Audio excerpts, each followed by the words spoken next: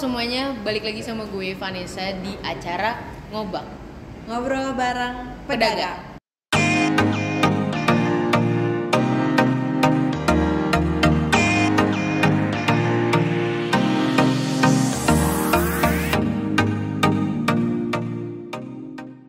Nah, di Ngobak pertama kali ini, kita kayaknya belum kenalan deh. Iya, Kenalan dulu. Siapa namanya? Aisyah. Aisyah. Jadi teman-teman, Aisyah ini adalah salah satu mahasiswi di salah satu perguruan tinggi swasta di Jakarta. Betul. Di Universitas Mercu Buana, Meruya, Warbun atau Menteng? Meruya. Oke, Alhamdulillah Meruya. Meruya. Emang kenapa dengan yang lain? Ya jauh lah. Oh jauh, oke. Jadi teman-teman, Aisyah ini adalah salah satu mahasiswi Vkom di jurusan Marketing Communication angkatan 2018. Iya betul, 2018. Nah, ngomongin marketing communication, ini pasti kan nggak jauh dari yang namanya ini gak sih kayak lo kerja di startup atau lo bikin usaha. Iya. Lo sendiri punya ya usaha yang namanya Momoza_Maharta itu? Iya betul, alhamdulillah Momoza Maharta itu punya gue. Bisa diceritain dikit gak sih kayak awal dari lo ngebangun si Momoza ini tuh kenapa, dan apakah memang dari dulu punya pengalaman juga untuk berwirausaha atau gimana? Oke. Kalau misalnya gue dagang itu gue udah dari SMP itu gue dagang macam-macam deh pokoknya. Nah terus makin lama kelamaan makin berkembang juga kan sosial media. Terus Awalnya tuh lo jualan apa tuh di pas SMP? tau gak sih yang gelang karet itu? Oh, yang Apa sih? hits banget itu ya waktu itu. Yang bisa dimodel-modelin. Terus? Nah itu di situ gue bisa beli apa aja tuh dari duit situ. Terus akhirnya kayak ketagihan jualan ini jualan itu. Terus apapun yang gue posting di Instagram disangka itu didagangin. Oh, jadi kayak apa-apa aja nih yang bisa lo jual Iya, gitu. tiap gue bikin kue pasti sah mau dong gue beli kayak gitu. Itu teman-teman lo tuh. Jadi ya udah gitu. Nah, dari si Momoza ini kalau gue boleh tahu, kapan sih berdirinya? Berdirinya itu awal 2019. Oh, 2019 berarti kurang lebih hampir 2 tahun ya? Iya, pas gue kuliah baru ada Momoza. Itu lu berdiri sendiri atau partner juga sama temen untuk kayak bikin usaha si Momoza ini?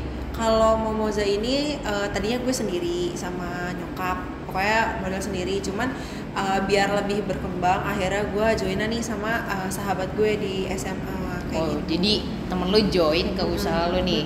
Join. Kalau gue lihat kan di Momoza_Maharta lo tinggal di Maharta atau emang sengaja naruh nama Maharta di belakang nama usaha lo itu? Iya di Maharta, soalnya tuh kayak apa ya, orang-orang tuh tahu banget gue rumahnya di Maharta dan cinta banget dengan komplek gue kan. Jadi ya udah gue namain Momoza Maharta kayak gitu. Oh, jadi ada ininya lah ya, ada tagline si Momozanya itu kayak di Maharta gitu. Nah, gue lihat kan kayak di sosial media tuh lo selalu kayak berusaha untuk meningkatkan marketing lo untuk usaha lo itu. Jadi kayak ada corn dog, ada hotang ya, ada cimol, ada cireng juga. Iya. Nah, kalau gue boleh tahu, kenapa sih lo tertarik dengan untuk bikin corn dog? Apakah lo terinspirasi dari kayak Han Ji Pyong di startup? Iya. Atau gimana? Ini sih kan gue tuh emang pada dasarnya gue tuh suka banget sama keju. Oke. Terus jadi tuh ngeliat nih di YouTube kayak gue tuh sering ngeliat resep-resep yang apa sih yang pakai keju kayak gitu kan. Pokoknya apapun makanannya pakai keju tuh lo berusaha cari tahu. Itu kayak masih belum ada yang namanya corn dog berkeliaran di sini tuh masih jarang gitu kan. Akhirnya gue bikin sendiri. Terus ya udah berkembang. Ada yang sosis, ternyata ada yang sosis. Terus juga hotang karena banyak yang request kan kayak Syah jual yang ada kentangnya juga dong. Terus oh ya udah gue coba jadi dulu.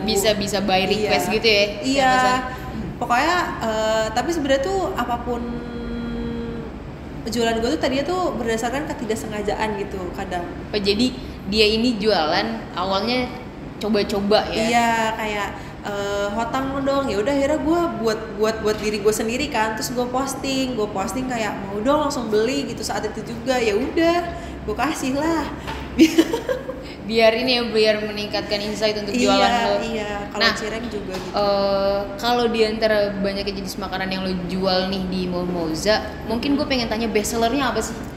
Untuk saat ini best sellernya Cimol mozzarella. Cimol, tapi lagi ini gak lagi ready atau itu sistemnya kayak open PO gitu? Kalau Cimol sih biasanya ready stock ya, tapi buat saat ini kemarin gue abis ready stock corn dog, tapi udah abis kan, mungkin abis itu gue Cimol, terus besok nih hari Rabu kalau misalnya ini pokoknya itu. Iya, kalau ini ditanyakan di Selasa ya hari Rabunya gitu. Lagi open PO cireng ayam suwir. Cireng ayam suwir. Nah, dari tadi kan kita udah ngomongin ya yang namanya jenis makanan yang ada di Momoza, dan udah tahu juga kalau bisnisnya ini udah dari tahun 2019 dan joinan juga nih ternyata temen lo ke usaha tersebut. Mungkin gue mau tanya sih, di usia lo sekarang berapa sih usianya? 20 tahun. Nah, berarti kan kalau di tahun 2019 berarti lo baru 19 atau 18 ya? 18. Nah, 18 tahun, dan lu sendiri kan tadi cerita kalau dari SMP tuh udah mulai jualan juga.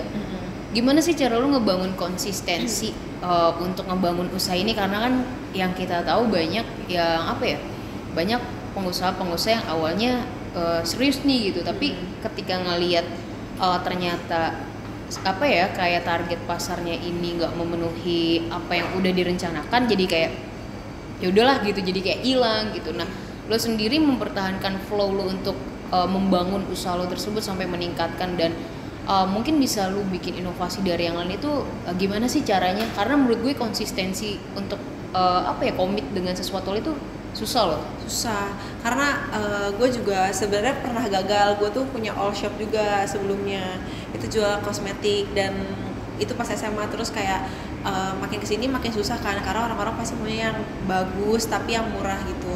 Jadi akhirnya nggak gue lanjut dan gue ganti ke Momoza. Terus kenapa gue bisa konsisten sampai sekarang? Pertama ya gue memanfaatkan yang kuliah gue di advertising and marketing ini kayak bisa nih gue terapin di Momoza. Terus kayak emang menurut gue tuh kayak di Instagram Momoza sendiri tuh masih kurang kayak postingannya, editannya gitu-gitu. Cuman, jadi lu juga fokusin ke arah marketing sosial media ya? Karena kan buat ngebangun insight-nya kan yang di Instagram gitu-gitu. Terus juga kayak gue ngeliat nih kalau misalnya di daerah gue ini mau jajan tuh kisaran berapa sih harganya. Jadi lo juga lihat pasarnya juga lah ya, untuk ada nggak sih saingannya, kayak apakah dia lebih enak dari gue atau sama atau kayak gimana. Terus gue bandingin harganya, makanya sampai sekarang gue bisa bertahan karena itu. Jadi walaupun harga lagi naik pun gue mendingan kayak gak usah dagang dulu deh kayak gitu, daripada gue mengurangi porsi harga atau harganya tuh gue naikin kayak gitu. Jadi lo lebih ke arah kalau misalkan lagi tinggi-tingginya mendingan lo nggak jualan dulu dibandingkan lo nurunin harga yang udah lo tetapin hanya karena untuk narik insight orang buat beli makanan lo. Menurut gue itu salah satu hal yang unik sih, karena persaingan di dunia usaha terutama kayak makanan kayak gini kan semua orang tuh berusaha untuk kasih harga yang ibaratnya terjangkau tapi dengan kualitas yang enak gitu, dan bukan satu atau dua orang doang gitu. Menurut gue satu hal yang tadi lo sampein itu menarik banget sih, dan mungkin dari teman-teman juga jadi kayak kebuka nih pikirannya ya untuk kayak ketika misalkan lagi hype-hype-nya banget, gimana caranya gue masih bisa tetap jualan tapi nggak nurunin harga dari makanan yang udah gue tetapin gitu, hanya karena untuk menarik minat masyarakat. Iya. Jadi kalau misalnya lagi harga lagi tinggi atau enggak, ya udah gue berhenti sebentar buat istirahat, terus sambil nyari-nyari nih harga barang-barang produksi gue tuh yang murah di mana sih gitu, buat gue ambil lagi. Kan nanti pas gue libur itu, pas gue nggak dagang dan harganya lagi naik, pasti orang-orang pada lupa atau nanti bisa kangen gitu. Jadi pas gue buka PO lagi atau restock lagi, banyak yang beli kayak gitu. Jadi berarti kalau kayak gitu lu value dari usaha lu tuh udah terkenal kemana-mana dong. Kalau misalkan sampai dinanti-nanti orang, dan ketika kalau buka lagi orang-orang jadi kayak langsung kayak contoh ya, jadi tuh dia baru banget nih buka PO. Apa aja sih kemarin yang lu buka PO-nya tuh? Cireng ayam suwir. Nah itu tuh ya, itu dia seingat gue itu cuma butuh beberapa hari untuk lu promosiin itu di Insta Stories ya. Nah Dan beberapa hari itu juga langsung ludes. Berapa ludesnya sih? Gue biasanya nargetin 10 sampai 15 box per PO. Karena kan satu boxnya isinya 10 gitu. Tapi menurut gue itu udah apa ya? Udah yang kayak sebuah pencapaian yang ini juga sih, karena lu cuma butuh beberapa hari untuk bikin sistem PO lu tuh jadi orang tuh kayak wah gue harus ikut PO-nya, gue harus makan cirengnya gitu. Dan karena emang jarang kalau cireng. Dan ini juga sih mungkin lu juga mempertahankan taste dari makanan lu gak sih? Iya betul, makanya itu kalau misalnya harga lagi naik kan biasanya ada orang yaudah harganya tetap tapi bahan-bahannya dikurangin jadi rasanya beda, sering kan kayak gitu kadang. Nah kalau gue tuh nggak mau, pokoknya nggak bisa dikurangin atau dilebihkan. Jadi lu pokoknya berusaha untuk harga gue itu nggak turun hanya karena untuk narik minat masyarakat, tapi nggak juga yang namanya ngurangin porsi dari bahan-bahan makanan yang udah sebelumnya tuh ya emang kayak gini komponennya, nggak gue rubah-rubah, nggak gedean nggak kecilan gitu, pokoknya ya udah segitu sesuai. Terus juga tadi ada juga sih yang menarik, tadi kan lu cerita kalau misalkan sebelumnya itu sempet punya usaha kosmetik. Tapi menurut gue nih teman-teman, gue kan cukup mengikuti banget nih si @momoza_maharta ini di Instagram ya khususnya. Yang gue lihat emang teknik marketing yang lo terapin sih udah oke banget, dan juga apa ya, gue ngerasa kayak emang lo cocok sih untuk ngejalanin bisnis makanan, karena nggak tahu sih, gue juga kayak interest juga gitu dengan cara teknik marketingnya dia untuk memasarkan makanan gitu. Jadi kayak lo nggak berasa kayak ini orang lagi jualan gitu, cuma kayak orang lagi bercanda tapi bawa makanan gitu. Iya, kadang kayak belilah gitu. Oke nih, mungkin gue bakal kasih pertanyaan yang berkaitan lah sama sekarang ini kan kita hampir udah 1 tahun lebih nih sama pandemi lah. Pasti kan berdampak banget ke jenis usaha apapun gitu, ke berbagai bidang. Nah, apa sih dampak yang lo rasain dan gimana caranya lo survive dengan pandemi ini dengan tetap membawa si Momoza ini untuk bisa diproduksi gitu? Oke, justru kalau Momoza sendiri dia tuh membludak pas pada awal pandemi. Oh, jadi awal-awal tuh ya? Gede tuh pas pandemi, malah lebih besar. Karena awalnya kan emang jual di pasar malam, terus pasar malam sempat berhenti kan, kayak ada jualan apa nih? Nah baru tuh cireng muncul pas awal pandemi gitu kan. Terus akhirnya untuk bertahan nih, gue kayaknya nggak bisa gini mulu nih, gue harus nyari apa ya kayak gitu yang baru. Akhirnya juga cimol, dan pas gue jualin karena murah juga, akhirnya banyak orang mau jadi reseller gue. Oh, sekarang lu udah ada reseller juga? Ada, jadi kayak gue bisa survive di pandemi sekarang. Kadang gue juga nyari kayak ada nggak yang mau jadi reseller gue gitu. Oke, jadi emang bertahap ya berarti. Kalau yang bisa gue tarik kayak tadi cireng di awal pandemi, kemudian disusul sama cimol, terus sekarang ternyata dia udah punya reseller. Menurut gue suatu pencapaian yang udah bagus banget sih, kayak lo ngebangun bisnis ini kurang lebih 2 tahun dan lo udah punya reseller. Dan yang lucunya lagi adalah dia setiap buka PO ya di makanannya itu benar-benar ludes dalam beberapa hari. Gue nggak ngerti sih dia ini gimana teknik marketingnya, cuma emang gue sendiri gue interest banget dengan cara dia untuk memasarkan produknya. Nah terakhir nih, gimana sih cara lo bisa ngebagi, ini kan sekarang lo juga lagi ribet-ribetnya kuliah, lagi ribet-ribetnya apa sih sempro dan segala macem gitu. Nah gimana sih caranya lo ngebagi waktu dengan kegiatan kuliah lo dengan Momozanya juga gitu? Apakah lo malah terbebani atau lo bisa mengimbangi keduanya? Gue bagi-bagi sih, cuman gini, kalau misalnya tugas kuliah gue pasti ngerjainnya malam. Kalau misalnya ada tugas organisasi juga paling siang ke sore gitu. Terus abis itu kalau buat dagang sendiri, kalau korndok atau cimol dia bisa ready stock kan, jadi gue tinggal nganterin. Kalau misalnya emang ada reseller atau ada pesanan banyak dan gue lagi penuh full jadwalnya, itu biasanya kan ada ibu gue dan ada partner gue nih, sahabat gue ini yang ngebantu gitu. Oke, jadi kebantu banget lah ya, handle lah gitu. Mungkin last question deh, tapi ini benar-benar jadi yang terakhir sih. Tadi ya cuma bridging aja menuju close. Terakhir nih, apa sih yang mungkin ada gak sih perencanaan yang udah lo tentuin untuk si Momoza nih, misalkan kayak tahun depan gue pengen punya offline store-nya Momoza atau gimana? Bener, gue pengen banget sih sebenarnya kayak punya ruko atau apa namanya yang offline lah. Gue sebenarnya punya tadinya. Tapi lo mau kayak ini gak sih, kayak ada tempat jualan pakai apa sih, kayak gerobak gitu. Pakai bukan kayak neneknya Sodalmi jualan corn dog, jadi kayak tadinya ada tadinya gitu. Cuman kan pokoknya karena kebanjiran jadinya rusak tuh gerobak gua. Makanya gue juga punya cita-cita mau punya gerobak, gue pengen banget punya gerobak. Terus habis itu biar kayak lucu nggak sih kayak jualan cimol abang-abang tapi ada mozzarellanya, kayak itu cita-cita gua. Terus juga apalagi ya, gue pengen apa tuh, pengen tadi yang ruko tadi tuh juga pengen. Ruko. Nah, kelemahan gue tuh belum bisa ngirim ke luar kota kan.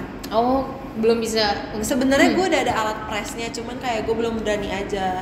Oh, gitu. Jadi lo mungkin butuh waktu untuk benar-benar memantapkan kayak gue bakal coba untuk kirim keluar kota besok. Iya, gitu. Gue pengen banget bisa kirim keluar kota, sama pengen daftar Gojek atau Grab sih, karena itu belum kesampaian sampai sekarang. Karena kalau daftar Grab atau Gojek kan harus ready stock setiap saat. Jadi emang berarti sekarang belum bisa diambil dari rumah lo sendiri ya, masih kayak lo yang anterin gitu, atau coba atau orang datang ke rumah gue gitu. Oke, menarik nih omongan atau obrolan kita nih di hari ini perihal si Momoza Maharta. Jangan lupa follow. Nah tuh jangan lupa follow, dan juga jangan lupa untuk kepoin kayaknya deh setiap PO makanan yang dia buat, karena memang gue jujur aja itu enak banget makanannya, dan gue penasaran sih sama si cireng ayam suri itu, kayaknya itu menggugah selera banget sih. Mantap. Oke teman-teman, itu tadi ngobak di episode pertama kali ini bersama Aisyah siapa? Aisyah Aziza. Sampai bertemu di ngobak selanjutnya. Dadah.